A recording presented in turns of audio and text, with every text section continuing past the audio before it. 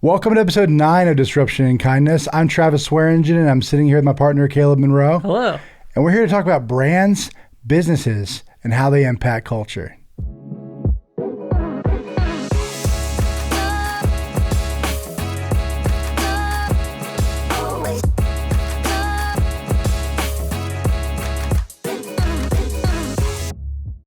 Hey, buddy. Hello. Welcome back. Thank you.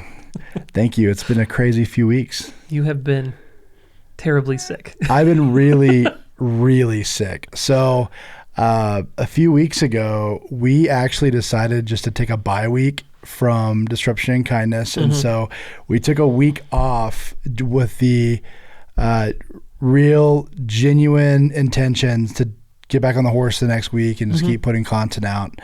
And I got sick. Really sick. Like probably, I don't know, top 3 sickest I've ever been. It was just super bad. Essentially, I was around my roommate's family for the Khabib Nurmagomedov fight that was a few weeks ago. And my roommate's little sister tested positive for COVID. Okay. And so I started showing symptoms a few days later. And so I was like, oh no. So I went and got tested. I was negative, and throughout my 2-week quarantine, my symptoms just got worse and worse. I got tested a second time, and I was negative again. So I don't know what I had, but I think I would have rather had COVID. Yeah, I mean, it sounded pretty rough. I was pretty certain that you had gotten it based on kind of like the background that you shared and things that happened with it and how rough it sounded for you. But the fact that you didn't have it, and then we're still as sick as you were, yeah, it was rough. I don't know. I was asleep for a few days, like straight. It was bad, but it's been good to be back at Monsoon this week and finally getting some content going here, right? No joke. I felt bad because I know that we've had several people reach out like, "Hey, I missed the podcast. What's going on?" And I know for us, like we said every Friday, and we were going to do every Friday, and that was our plan for it. Like you mentioned, the bye week that we were going to take off, like. We kind of looked at it, and with the election cycle and with other stuff that happened, like kind of everybody was holding their breath. There really wasn't a lot to talk about. And we could have gone into a branding thing, but we just decided it was a high pressure week that week. We're just going to take it off. It was fine. And then it wasn't fine. You got sick. And it's cool because we pushed it out. We have the flexibility to do that, but I know both of our hearts were to really get back in the saddle and start doing this podcast again because we really love doing this. Yeah, I genuinely like doing it. I mean, we even made a post saying that we had a plan for like the next week to get an episode out, and we still didn't do it because my symptoms got worse. So I don't know. It's that whole saying like, man makes plans and God laughs or whatever. I mean, it's just like... Yeah, a man makes plans and the Lord directs his steps. Yeah, I mean, it just... I don't know. But we're back. We're excited to be back. Definitely excited. I know one thing that we've been kind of discussing is what does this podcast look like year-round? What does this podcast look like during the holidays? Do we want to be the kind of show that does... our podcast in like Joe Rogan style, where we just like crank episodes out as many as we can, just year round, and take breaks whenever we want, or do we want to do this in seasons, where we've got like 10 to 15 episode chunks, and we take breaks in between? I think we're still kind of wrestling through that. Yeah, I know that anytime that we give advice, I give advice. We build websites for people, and sometimes people ask about blogs or social media or content release, and kind of my number one thing that I tell them is to just, whatever you do, just be consistent with it. And so I think we're just trying to find how can we bring consistency to the release schedule and continue it happening. And I think, to be honest, as things ramp towards Thanksgiving and things ramp towards Christmas and holidays, like I think that there's just going to be times where we can't. And so doing it, I'm personally am leaning towards doing it in seasons where we kind of have an in season. I think for this one, we're trying to head towards 14, 15 episodes. And then kind of as it goes into the holidays, take a little bit of a break and then potentially start it back up. Starting 2021 is a little bit of what we're leaning towards. But as we figure it out, we're definitely going to let you guys know. Yeah, I think we're going to know a whole lot more in January. I mean, because we started this podcast in the fall when everything was kind of ramping down towards the holidays anyways. So kind of getting a fresh start in 2021 and kind of seeing what we want to do with it then. I think it's going to be the real play. But yeah, we're our big goal is to definitely have like 15-ish episodes out by the end of the year. So you can expect another 5-6 episodes before the new year. Yeah, and I think having a seasons approach actually allows you to kind of approach it with a fresh eye too, in terms of if it's season 2, like are we doing a different format? Are we trying to add a different something in and a different flavor? And if you, it allows you to actually appreciate changes that happen rapidly between seasons compared to something that's slow like Joe Rogan over time. Sure. So I think that, yeah, we'll talk about it. And I know that we're more than anything extremely excited to be back. Extremely excited to be doing this stuff and talking about it. There have been some really fun things that have happened, but just know that you guys are along for the ride. And I appreciate your patience while we've been out for a couple of weeks, but we're excited to be back and we're excited to knock out a lot more episodes before the end of the year. For sure. I know we have an update on a story that we covered a couple weeks ago on the KFC National Noodle Day. Kraft? No, Kraft. Yeah, sorry. Kraft Mac and Cheese National Noodle Day. Recap that. Yeah, so we talked about it a couple weeks ago. Kraft Macaroni and Cheese launched a really funny campaign from our perspective. We really enjoyed the campaign, thought it was hilarious. It was Send Noods, hashtag Send Noods. They put on all of their... Yeah, Noods. Exactly. We covered it. We showed the commercial. We thought it was humorous. And to be honest, from our perspective, we bounced around this concept of, do we feel like this is a very family-oriented company? Do we feel like that they're going to step on some toes here? And we both thought that just from a demographic, most people who have kids at this point are probably aware of Noods and sending them and would appreciate how tongue-in-cheek it was. Well, fast forward a few weeks into the campaign, and a very vocal part of their demographic in the comments really did not take kindly to Kraft Macaroni and Cheese's ad slogan of Send Noods. So they went as far to call the joke offensive. Lots of comments were talking about them actually sexualizing children because children were the largest consumers of said product. And so when you're inviting the Send Noods thing where children are eating it, even though they didn't show children, even though they're clearly not sexualizing it from my perspective, it's more of the insinuation that a lot of parents are picking up on and saying was inappropriate. So between October 6th, when they launched the Send Noods campaign, and October 14th, I think, it was only up 8 days or so, right. They came out publicly and said, hey, even though 20,000 consumers participated in the promotion and sent a box of noodles to other people, we are going to take it down. They said, we sincerely appreciate and hear all of your feedback. The content will be removed from our channels. And they went through and scrubbed everything. You can't find any of the Send Noods stuff on any other channels anymore because of the backlash of people blaming Kraft for a marketing tactic that grooms children into believing it's okay and even funny to send nudes. So pretty big backlash. I don't think you and I saw that coming. No, I didn't see that coming at all. But again, it's all about knowing your audience. And for Kraft, they looked at the comments, and apparently there were that many of them. And with cancel culture and other stuff going on right now with brands, they didn't want to be the next one in the line of fire for something inappropriate. So for them, it was easier to just drop the campaign completely than to potentially just wade through it and stick by their decision, kind of like a Netflix Cuties did. What are your thoughts, man? I really want to know how many people actually complained, because I've been in so many situations with clients where they'll get negative feedback from one person, right, and they'll assume their entire direction for their business is wrong and everything is messed up, and they get scared and freaked out by the whole thing when it's just one person's negative opinion or resistance to change, and so I kind of always wonder how many people really complained, right, or is it just a handful of people on Twitter that are going to buy it no matter what, and they're just mad?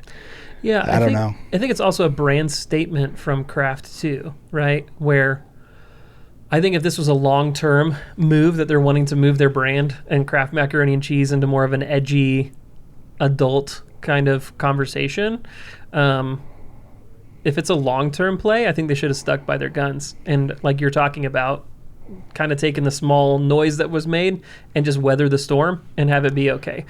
If it wasn't a long-term brand play and this was just something fun that they cooked up that's really not something that's attached to a long-term vision, then I think it's probably good of them to back out and just reinforce the idea of, no, we are family-friendly, we made a mistake, I appreciate the feedback, we're going to correct it. So it just depends on what they were trying to affect long-term.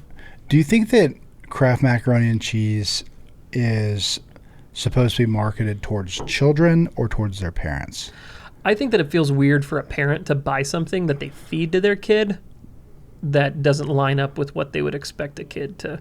I mean, if you remember back to childhood, macaroni and cheese came in all these different cool shapes and designs that were, like, even the noodles that were used for it were cartoon characters and other things from Nickelodeon and Cartoon Network and other things. Like, whatever the flavor of the month was, they would change the noodles to fit that. And so I think that you have this awareness that even though the kids aren't the ones buying it, they're the ones consuming it. And do you want your kid consuming something that, from your perspective as a parent, doesn't toe the line for what you want your kid to associate with? So okay, so like, I know you were excited about the Cindy's campaign. You got a box. You and I unboxed it in like your driveway, like laughing at it. Sure. Like, from your perspective as a father, does this brand move they make, does that make you want to serve your kids macaroni and cheese less? Or no, it's just noodles. Yeah, weird. Like, I think that if the noodle was in the shape of a nude, oh do you know what I mean? Yeah, like, for sure. If they take, like, clearly it's not impacting my sexualize kids. the noodles. It's not impacting my kid. They're not showing anything on the box. They didn't even change the box. Right. The actual box of macaroni and cheese that I pick up at the store wasn't affected. The product wasn't affected at all. It was just a tongue-in-cheek way for them playing up the National Noodle Day by making a joke about nudes. And I think that, like, for me, it didn't touch my kids. It doesn't touch the end product. I can kind of laugh at it. It's the same to me as watching certain kids shows. Like, I used to watch Animaniacs with my dad all the time as a kid. And my dad loved watching Animaniacs with us because they threw jokes in that went over our head. Yeah. That we just liked the humor. My dad appreciated the overtone, right? Right. So I think that, like, this is the same thing here. For me, it's like, I'm the parent. I can appreciate that, whatever. I interact with worse things at the magazine section on the way to checkout at the store than I do from the campaign they just run, from my perspective, right? Sure. I think most kids, potentially, you're watching Game of Thrones or other shows on Netflix, it's probably worse in an interaction consumption, kid wandering into the room hearing stuff, or video games that I play, in terms of affecting them than a campaign that casually mentions it, which is clearly for an adult audience. Like, they clearly showed that, displayed it, had it for adult audiences. And as long as I'm not disseminating that information down to my child and saying, hey, do you know what nudes are? Check this out, and fully explaining it, I don't think it was going to touch my kids, so I don't care. Man, I don't know. I kind of would have liked to seen Kraft Stick it out. I think that would have been pretty interesting if they'd kind of continued to go in that direction, because I know a lot of people who thought the campaign was genius. Mm-hmm. And so I don't know. I'm not a dad, so it's hard for me to kind of empathize with that whole thing. But I don't know. That same day we covered it, I mean, we had a question from Bryson Riley asking, like, can a brand like Kraft really jump into something like this without any really repercussions? And the answer is no. The answer from Kraft is they do not want to. Yeah, could they have stuck it out? I think they probably could have, and I think they would have been fine. There were some people that were threatening going to Annie's Organics mac and cheese or whatever. They're going to anyways. You can't let comments from consumers who you don't know and can't verify whether or not they actually purchase your stuff or whether they just follow your social. Like, you can't let them, like, in a terrorist mentality, hold you hostage because they are threatening to go purchase a dollar thing compared to another one. I think you're moving a bit more volume than that. But. Like, if I'm the CEO of Kraft, I'm like, how can we do a send more nudes campaign? Double down is like, send more nudes.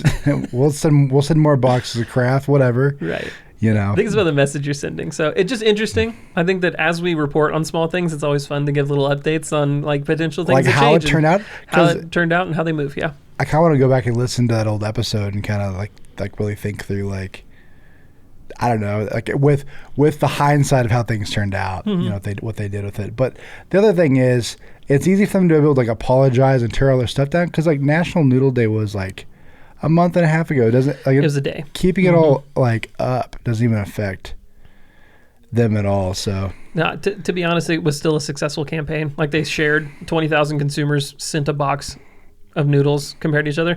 I'd be interested if they even got 20,000 negative comments. I mean, it's better to ask for forgiveness than ask for permission, in my opinion. So they definitely didn't ask for permission from the parents. No. before they decided to start a Send Noods campaign. So For sure. We also have got, I mean, it's not really an update, but KFC is starting to participate in Movember. Yep. What's Movember? Movember is a foundation. For the past 15 years, it's backed, upwards of 1,200 men's health initiatives globally. So they do stuff like mental health, suicide prevention, testicular cancer, prostate cancer, just overall men's health. And so the entire thing of Movember is like at the beginning of November, you shave completely off your facial hair, and then you slowly let your mustache grow out for the whole month. So that's just to support men's health and the initiative. And they've started it, like I said, 15 years back. They've been getting this movement. Well, now this movement, 15 years in the making, is actually pulling in a lot of bigger players in the food industry who have mascots that have mustaches and facial hair that are joining in for the month of November to support Movember. So right. So I know Burger King has participated in the past with the King. Mm-hmm. The Pringles guy shaved his mustache off temporarily. Yep, which fun tip, the Pringles guy has a name. It's Julius. Julius Pringle. If you didn't know, Pringle. the Pringle man. I didn't know that until today. Mr. P. Mr. P. And then, of course, KFC's jumped in, and the Colonel is clean shaven. Yeah, it's really interesting seeing KFC and a bunch of those other brands really support like changing their brand and changing their icon. Like the Pringles ones, like 50 plus years, they've had this icon. Mm-hmm. Of the Pringles guy, and to remove his mustache again, it's a very quick, very fun, but nod from their brand coming in and supporting kind of what they're wanting people to do. Sure. So clearly not every single person can jump into this Movember campaign. You're not seeing the Michelin man try and shave his clean face. Like there's just other companies that can't. And so it's cool to see KFC and Pringles and even Burger King the year before, like jump on with their mascot and actually go through some art changes to see this kind of stuff supported. I think it's especially interesting for KFC because they just got rid of their finger looking good slogan for coronavirus. Right. So you have KFC, and I don't think they've brought that back yet. So finger looking good's gone and the mustache is gone this month. It's kind of an interesting move from them. Yeah. I think it's just people are trying to generate goodwill right now. And I think finding positive things to align your brand with is really important. Finding ways that you can contribute to charity and raise awareness and using your platform to do so is all positive. So I think for Pringles, I think for KFC, this is all the logo. Removing the stash is a way of encouraging people to also give back and to just kind of raise awareness that we're in this together. So I think it's a positive move for them. It's just interesting to see. If you haven't seen Colonel with the clean shaven, I'll throw it up. I highly recommend you to look up KFC no mustache, and you'll see exactly what I'm talking about. Caleb's going to throw up Colonel Sanders and Julius Pringle right now. They look better with the mustache. Yeah, 100%. I'm very eager for December to come back around and we can stop this nonsense. Get their signature facial hair back and just bring it back to normalcy. For sure. Another topic we got today, one of my favorite CEOs, brands ever, is making some pretty fun moves. Elon Musk, a few years ago, made this April Fool's joke that Tesla was going to go bankrupt. He tweeted this picture of him in a cardboard box. It says bankrupt on it. Yeah, with the W. With the W, bankrupt. And it just caused a big firestorm. And it's just been this big running joke that he's going to start a tequila company called Tequila. And 2 years later, they actually launched the product with no marketing.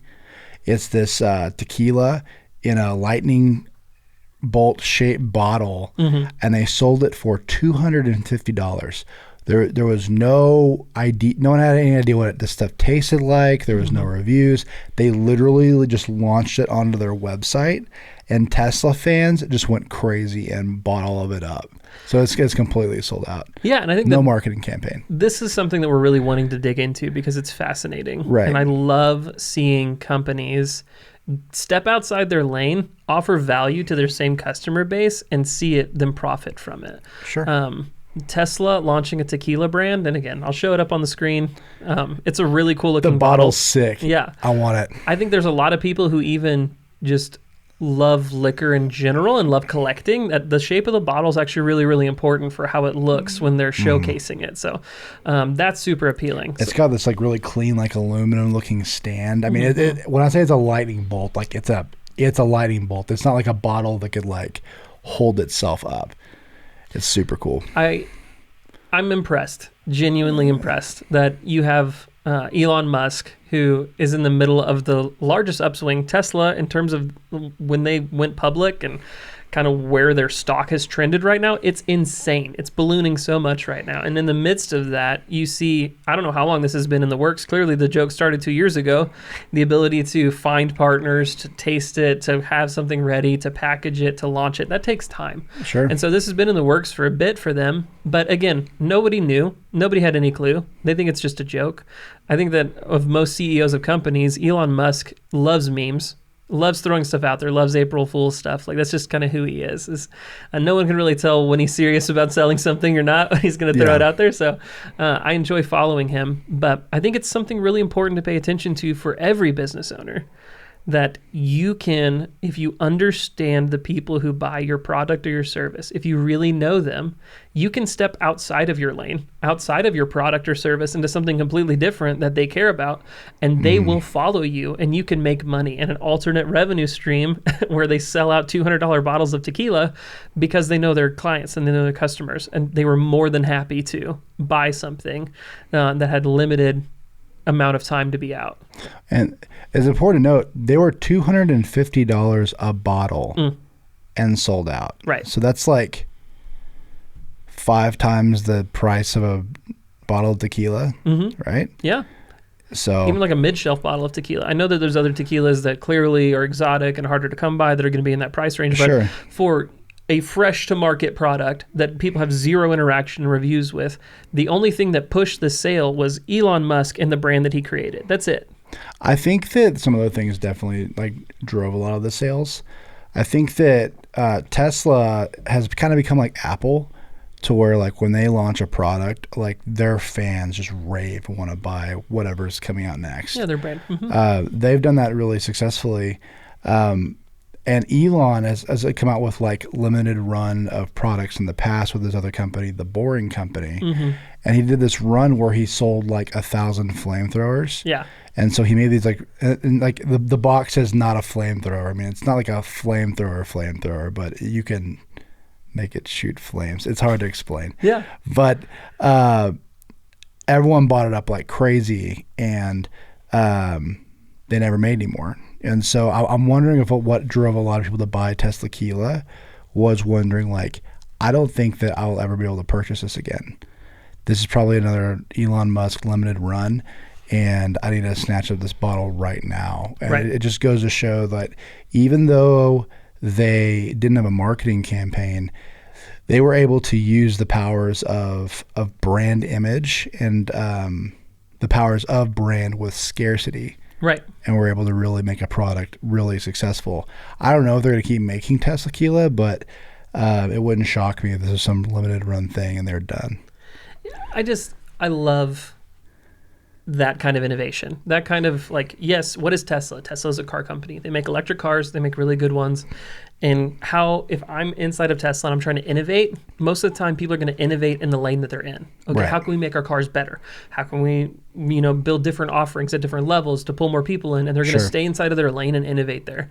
And yet I think that a lot of companies can find more value if they step outside of a very stable product that is really well innovated already, and they go and innovate in another way. Like you're talking about flamethrowers and The Boring Company, you're talking about the Tesla Tequila. There are other companies that really step into innovating in a different stream completely and finding that through really solid communication and really solid branding, that you have these people that are rabid to connect with your company and to support you and to have you be to have a piece of Tesla, a limited run piece of Tesla history to be at their house where they're inviting people over. And now it's, look, hey, I got the Tesla Tequila. Do you want to try some? Like that is a very limited appeal to having a Tesla and to being around that. I think that they're really, really knowledgeably creating that. So for you, business owners that are listening to this, what's your lane? What do you run in?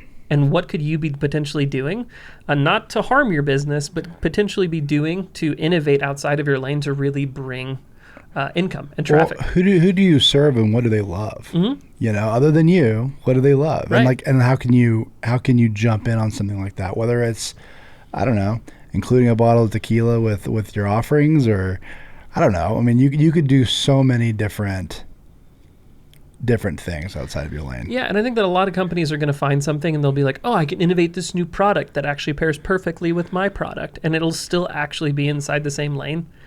Yeah. Do you know what I mean? Where I think that when you think about tequila, electric cars do not come into the conversation. No. Right? In fact, drinking and driving is actually a really bad mix. So I never thought I'd see alcohol in a lightning bolt shaped bottle. no. Weird. Exactly. And I think even for Tesla, I mean, you clearly have the electricity and that, but as far as their brand and stuff is concerned, I don't know that they pull the lightning bolt in that frequently. Sure. It has a clear nod to electricity because of the name Tesla, but you're not like seeing that. So to see them like pull it in a fun way, I just think it's brilliantly done and brilliantly executed. And there was a couple other companies that you and me, as we were talking about this being a really smart move and trying to encourage other companies to think about outside revenue streams that they can innovate by really knowing their companies or the people that they're there. Cards Against Humanity. Let me find out. Back in, I think, 2017 for Black Friday, they created a website called holidayhole.com, and it was a live feed of a backhoe digging on YouTube. Okay.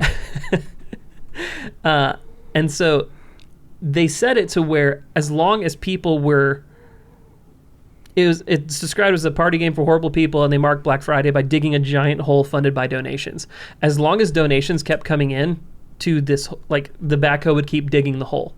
So literally people were paying to just have this backhoe dig a hole in the live stream for as long as possible. And so they set it so that the time gets more expensive the longer that they dig. The first dollar paid for 5.5 seconds of digging, and now it'll only get 0.3 seconds of digging per dollar. So it just kept ramping up to where eventually there's an end to this. But legitimately over the course of Black Friday,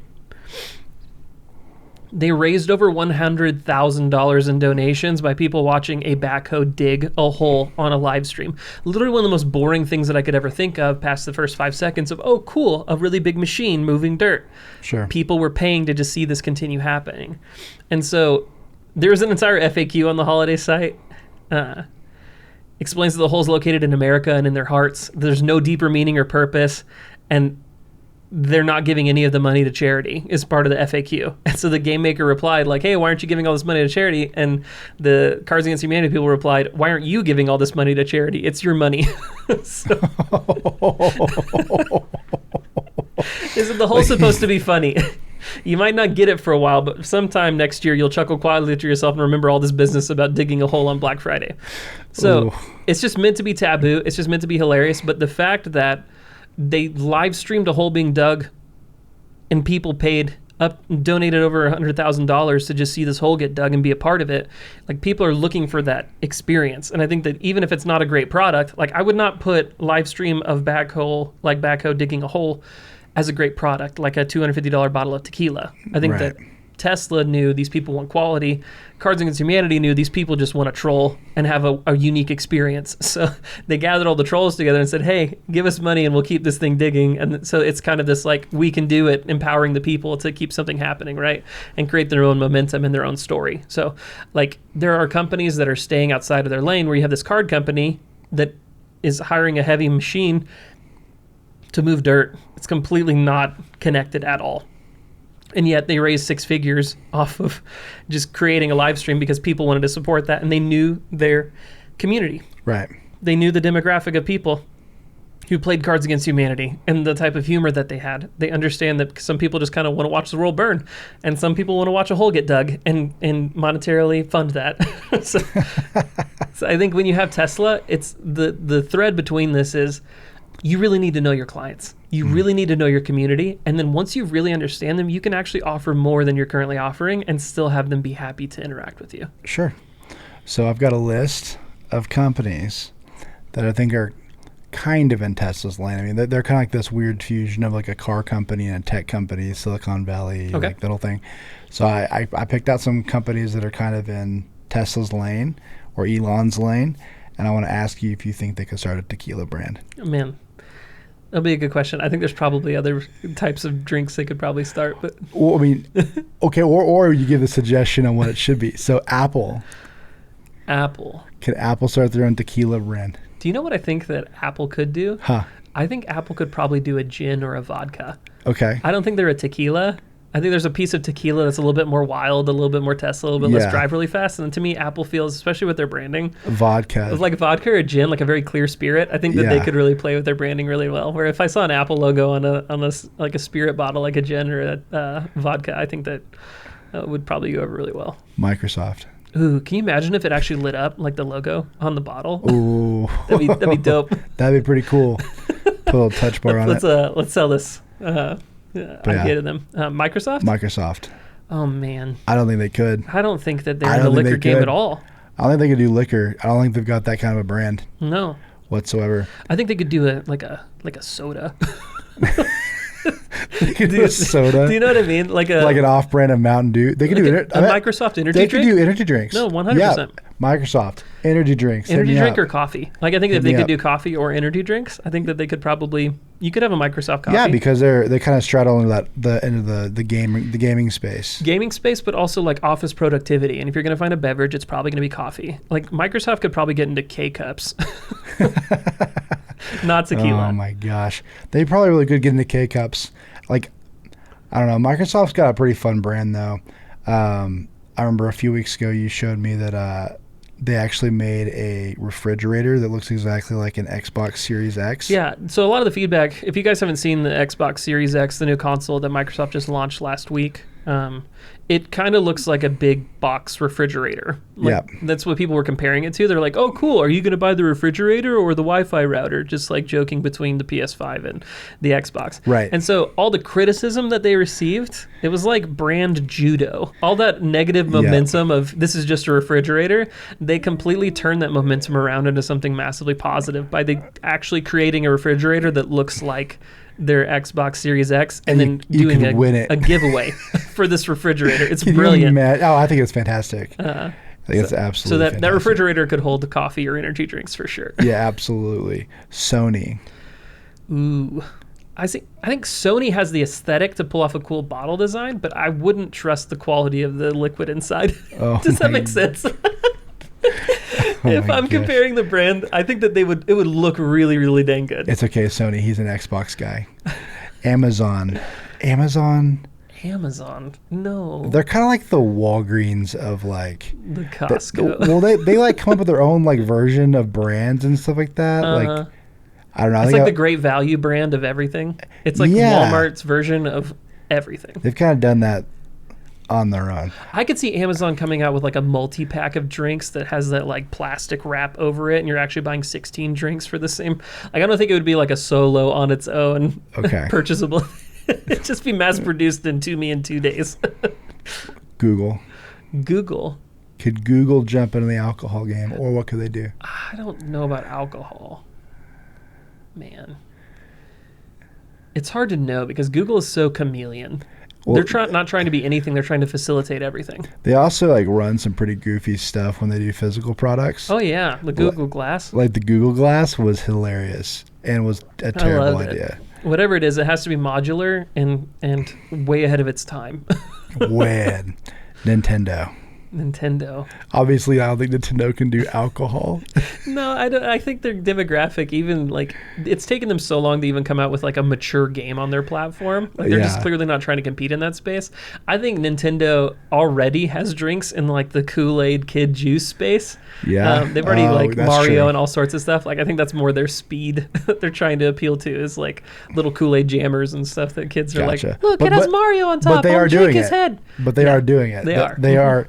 It's a brand that has exited its lane because they know what their clientele wants. Yep. Asus. No. I don't think Asus could do it. Toshiba. No. Again, I don't think these companies are more pass-through brands. Like, yes, they're there. They're not trying to compete for the most. When you have like If you think about all the car companies that exist, Sure. and then you think about Tesla, they're just always kind of on the forefront of like current. They're trying to be the best. They're trying to gain your attention. And I think brands that are looking to have these kinds of products that work really well are ones that are trying to gain your attention. That's why Apple fits that bill and Toshiba doesn't, because I don't know that they're really actively trying to. They're not finding profit. Their current customer base really is not in. I think they're found in good deals. Sure. They're more the budget ones that are there. But even then, like if you say, hey, I have an Asus, I have a Toshiba, I have a HP, I have a, like all of those feel same, like barrel bargain box of DVDs at Walmart level. You could grab any of them out and they're going to be similar. You know what I mean? You would know if you grabbed a Microsoft. You would know if you grabbed a Sony. You would know if you grabbed an Apple. They've just done something different with their brand. And all the rest of them kind of just feel like something you'd find at Circuit City. In the like clearance aisle. Circuit City. Dude, blast from the past. That thing is dead. Oh my gosh. Oh my god. Do you think Circuit City from the grave could start Dude, we had a liquor? we had a Circuit City here in Lubbock, and ever since they went out of business, what year was that? Like 2007? I don't know. It was a little before Radio Shack died. Oh my god. Well, nothing's been able to thrive in that space ever since. It's a cursed space. It's a cursed building. It's ridiculous. I've got some car brands though coming up. So, Ford. Could Ford jump into something like that? I think Ford, if you know people who drive Fords, I think Ford could start a beer. I think Ford could start a light beer, like a Miller Lite or something like that, and they could probably get a lot of people that jump on with it. Get excited about that. I think they could do that too. Chevy. Same thing. Again, I think Ford and Chevy are competitive in the same space. I think you're going to have a lot of rabid people who argue which one is better than the other. They both have again, I think that at the end of the sides. day, if you look at almost every single Ford commercial, almost every single, they're throwing huge hail bays into their, or did I say that right? No. Throwing hail bays into their Ford Fusions. Uh-huh. When they're advertising the trucks. Hay bales. Hay bales. Not hail bays. Hay bales. I was like, I knew I didn't say that right, but why does it sound correct? Okay, hay bales into the back of their truck, or they're doing like moving huge things, and you're just seeing this truck like they're dropping from a crane like hundreds of pounds into the bed of the truck. Like they do that on a daily basis. You have this like tough blue collar level like brand feeling from Ford and Chevy that I think that if you think about what can they put out, it's probably going to be along that line. Like beers, what Nissan? Nissan feels a little higher end. Yeah, I think that you could get like a what's something different Nissan could do? The sake. Oh no. Stop. What? That's true. It is true. They're an import. It's imported alcohol. It's a spirit. I think they could totally do a sake. What Mercedes?